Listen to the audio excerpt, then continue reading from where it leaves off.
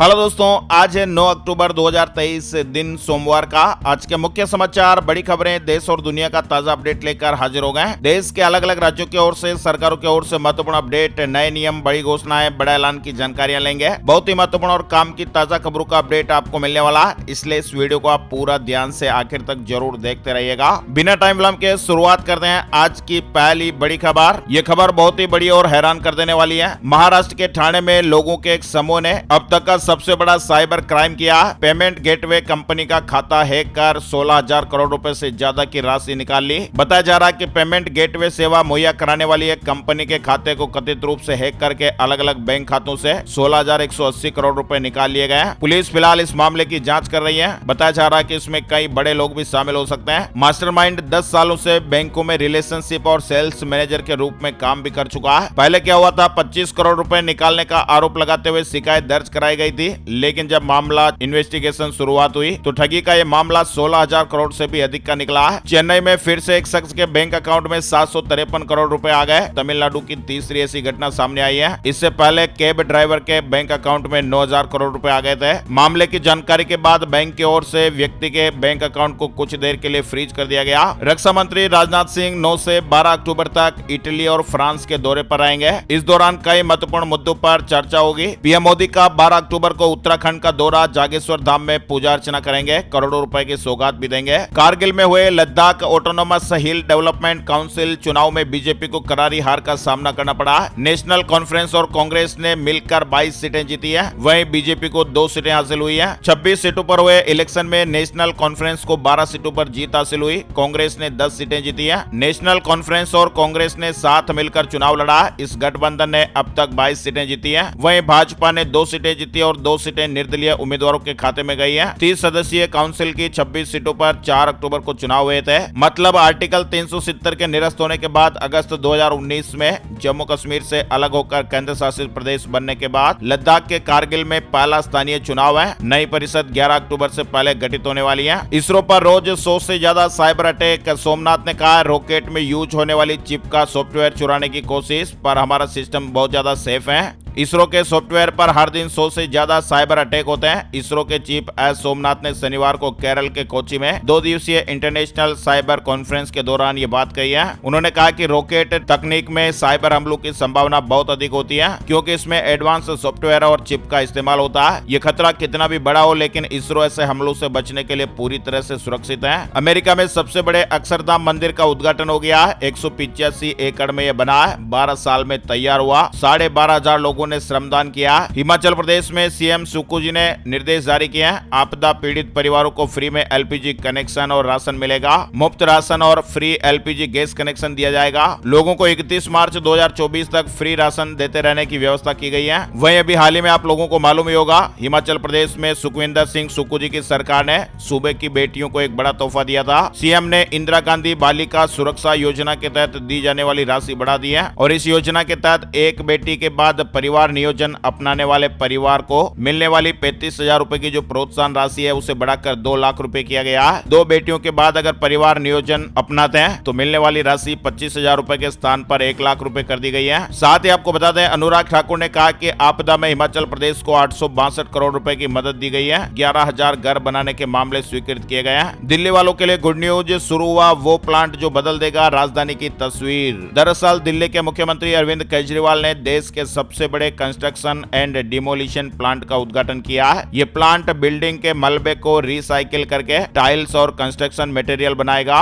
इस प्लांट से दिल्ली वासियों को जगह जगह लगे कूड़े के ढेरों से भी निजात मिलेगी। 8 अक्टूबर को इस प्लांट का उद्घाटन किया गया। ये प्लांट 2000 टन प्रतिदिन बिल्डिंग के मलबे को रिसाइकिल करके निर्माण सामग्री बना सकेगा। आज दिल्ली में जुटेंगे दुनिया भर के अंतरिक्ष विशेषज्ञ। भारतीय अंतरिक्ष सम्मेलन आज यानी 9 से 11 अक्टूबर तक दिल्ली में आयोजित किया जाएगा। हमास और इजराइल के बीच जंग अभी भी जारी है। 700 इजरायलियों की जानें चली गई है, इस तरह के अपडेट आ रहे हैं। वहीं इजराइल की तरफ से गाजा में एयर स्ट्राइक भी जारी है। बताया जा रहा है कि अब तक 413 से ज्यादा फिलिस्तीनियों की जानें चली गई है। अमेरिका के विदेश मंत्री ने कहा कि हमारे भी कई नागरिक लापता है। 10 नेपाली छात्रों की भी जानें चली गई है। खबर है कि भारतीय स्टूडेंट को सरकार रेस्क्यू करेगी। भारत के विदेश राज्य मंत्री मीनाक्षी लेखी ने कहा कि सरकार इजराइल में फंसे भारतीय छात्रों को वापस लाने की पूरी कोशिश कर रही है। इजराइल की मदद के लिए यूएस आगे आया। युद्ध युद्ध पोत भेजने की तैयारी हो रही है। हमास से जारी युद्ध के बीच इजराइल के साथ अमेरिका बेहद ही मजबूती से खड़ा होता दिख रहा है। सुरक्षा परिषद में इजराइल ने ईरान पर लगाए गंभीर आरोप, कहा कि हमास को हमलों के लिए फंडिंग कर रहा देश। और हाँ दोस्तों, आपको बताएं, इजराइल और हमास जंग से सोने चांदी के रेट बढ़ सकते हैं, यानी इसके असर से अब सोना और चांदी के मार्केट पर भी असर दिखाई देने की संभावना है। दुनिया में सबसे ज्यादा सोना किस देश के पास है, आइए आपको बताते हैं। यानी आपको मालूम ही होगा, एक समय था जब भारत को सोने की चिड़िया कहा जाता था, लेकिन आज वही भारत सोने के भंडारण वाले देशों में टॉप 5 से बाहर है। गोल्ड की कीमत दुनिया में हमेशा से ज्यादा रही है। आज अगर सबसे ज्यादा सोना रखने वाले देशों की बात करें तो इनमें पहले नंबर पर अमेरिका आता है, जिसके पास 8,133 टन से ज्यादा सोना है। दूसरे नंबर पर जर्मनी, तीसरे नंबर पर इटली, चौथे नंबर की बात करें तो फ्रांस है, पांचवें नंबर पर रूस। वहीं भारत की बात करें तो भारत इस लिस्ट में 90वें स्थान पर है। एयर इंडिया ने 14 अक्टूबर तक इजराइल की फ्लाइट कैंसिल कर दी है। अफगानिस्तान में भूकंप से 2000 से ज्यादा लोगों की जानें चली गई है। हेरात के 6 गांव पूरी तरह से तबाह हो गए हैं। अफगानिस्तान में शनिवार दोपहर को जो तेज भूकंप आया था, उसकी वजह से यहाँ पर भी भारी नुकसान हुआ है। पंजाब की मंडियों में मजदूरों ने हड़ताल को खत्म कर दिया है। 11 अक्टूबर को मंत्रिमंडल में मजदूरी पर फैसला होगा। आढ़तियों ने राहत की सांस ली है। फिलहाल पंजाब की अनाज मंडियों में मजदूरों की हड़ताल खत्म हो गई है। छत्तीसगढ़ से जुड़ी बड़ी काम की खबर, छत्तीसगढ़ के स्टूडेंट के लिए बस फ्री। सीएम भूपेश बघेल ने युवा मितान परिवहन स्कीम लॉन्च कर दी है। कॉलेज जाने वाले 1 लाख विद्यार्थियों को इससे फायदा मिलेगा। दूर दराज से कॉलेज आने वाले विद्यार्थियों को इससे फायदा होगा। घर से कॉलेज आने जाने के लिए मुफ्त में परिवहन सुविधा मिलेगी। कॉलेज और यूनिवर्सिटी में पढ़ने वाले विद्यार्थियों को लाभ मिलेगा। वर्ल्ड कप में भारत का जीत से आगाज हो गया। ऑस्ट्रेलिया को 6 विकेट से हराया, यानी टीम इंडिया ने वनडे वर्ल्ड कप 2023 में अपने मिशन की शुरुआत जीत के साथ की है। इसलिए हमारी टीम के लिए यहाँ पर एक लाइक तो जरूर बनता है। मुकेश अंबानी दे रहे हैं पेट्रोल पंप खोलने का मौका। रिलायंस इंडस्ट्रीज के chairman Mukesh Ambani petrol pump खोलने का मौका दे रहे हैं। रिलायंस की गुजरात में दुनिया की सबसे बड़ी रिफाइनरी है और ये रिफाइनरी रोजाना लगभग 1.24 मिलियन बैरल का प्रोडक्शन करती है। कंपनी के देश भर में 64,000 से ज्यादा पेट्रोल पंप हैं और ऐसे में आप भी इस देश की दिग्गज कंपनी जियो बीपी के कैसे पेट्रोल पंप डीलर बन सकते हैं। इसके लिए आपको सबसे पहले partners.jiobp.in पर जाना है। इस वेबसाइट पर आपको डिटेल मिल जाएगी। कनाडा में भारतीय छात्रों को दोहरी मार, महंगाई के बीच नौकरियां नहीं मिल पा रही हैं। एक तरफ उन्हें महंगाई का सामना करना पड़ रहा है, वहीं दूसरी तरफ नौकरियों की मारामारी देखने को मिल रही है। एनएमसी ने वापस लिया एमबीबीएस पासिंग मार्क्स 40% करने का फैसला। राष्ट्रीय चिकित्सा आयोग यानी एनएमसी ने एमबीबीएस पासिंग मार्क को 40% तक कम करने के दिशा निर्देशों को वापस ले लिया। एनएमसी ने कहा कि इस मुद्दे पर काफी विचार विमर्श करने के बाद यह फैसला लिया गया। जातीय सर्वे को लेकर आज कांग्रेस करेगी मंथन। सीडब्ल्यूसी बैठक में शीर्ष नेता बनाएंगे चुनावी रणनीति। सीडब्ल्यूसी की मीटिंग में 5 राज्यों में होने वाले विधानसभा चुनाव को लेकर रणनीति तैयार की जाएगी। कांग्रेस कार्य समिति यानी सीडब्ल्यूसी की आज सोमवार 9 अक्टूबर को बैठक होने जा रही है। उत्तर प्रदेश में हर घंटे 5 अपराधियों को सजा, हर 90 दिन 1 अपराधी को फांसी की सजा। कोर्ट ने 3 महीने में 11,639 केस में फैसले दिए हैं। देवरिया हत्याकांड का मुख्य आरोपी अरेस्ट हो गया।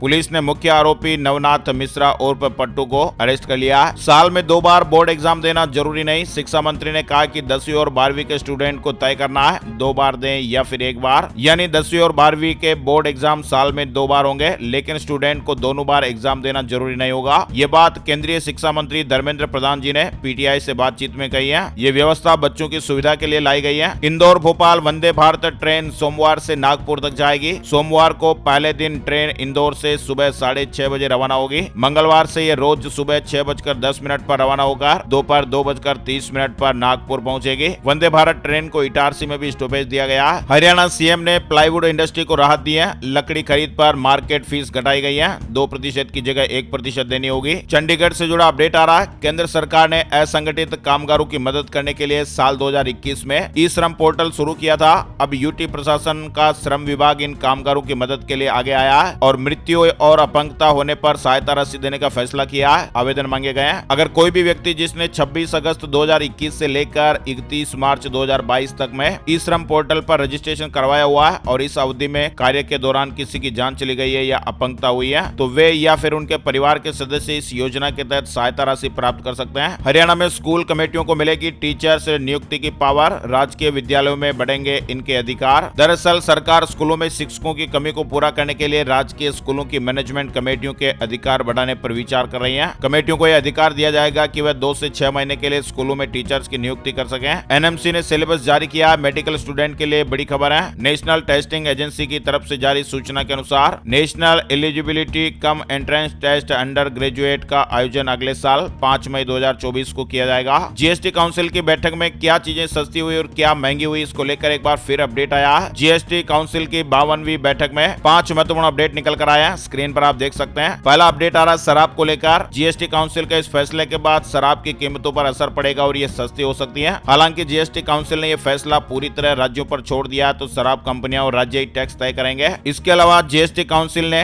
लेबल वाले मोटे अनाज के आटे पर 5% टैक्स लगाने का फैसला किया। आटे को पैक करने पर उस पर लेबल लगाकर बेचने पर जीएसटी लागू होगा, लेकिन ऐसा आटा जिसमें कम से कम 70% मोटे अनाज होंगे उसे खुला बेचने पर 0% टैक्स लगेगा। वहीं अगर इसे पैक करके बेचा जाएगा तो फिर 5% जीएसटी लगेगा। सीरा पर टैक्स कटौती का फायदा मिलेगा। वित्त मंत्री निर्मला सीतारमण ने सीरे पर जीएसटी कटौती की है। सीरे पर जीएसटी कटौती से गन्ना किसान भाइयों को फायदा होगा, उनका बकाया तेजी से चुकाया जा सकेगा। वहीं जीएसटी काउंसिल ने यह साफ किया कि कॉर्पोरेट सेक्टर द्वारा अपनी सहायक कंपनियों को दी गई गारंटी पर 18% जीएसटी लगेगा। हालांकि निदेशक के कंपनी को व्यक्तिगत गारंटी देने पर कोई टैक्स नहीं लगेगा। चलिए अगला बड़ा अपडेट आ रहा जो अलर्ट करने वाला। पंजाब में एक बड़ा हादसा हो गया। गैस सिलेंडर लीक होने से घर में आग लग गई, परिवार झुलस गया। 7 में से 5 सदस्यों की जान चली गई और एक की हालत अभी भी गंभीर है। बहुत ही दर्दनाक हादसा हुआ है। किसान भाइयों की समस्याएं दूर नहीं होने के कारण एक बार फिर किसान सोमवार को यमुना एक्सप्रेसवे के 0 पॉइंट पर महापंचायत कर धरना शुरू करने जा रहे हैं। इसके बाद आंदोलन की रणनीति तैयार की जाएगी। राजस्थान में चुनाव से पहले सीएम गहलोत ने महिलाओं को बड़ी राहत दी है। मुख्यमंत्री जी की स्वीकृति के बाद अब रोडवेज ने बस का मासिक पास बनवाने वाली बालिकाओं और महिलाओं को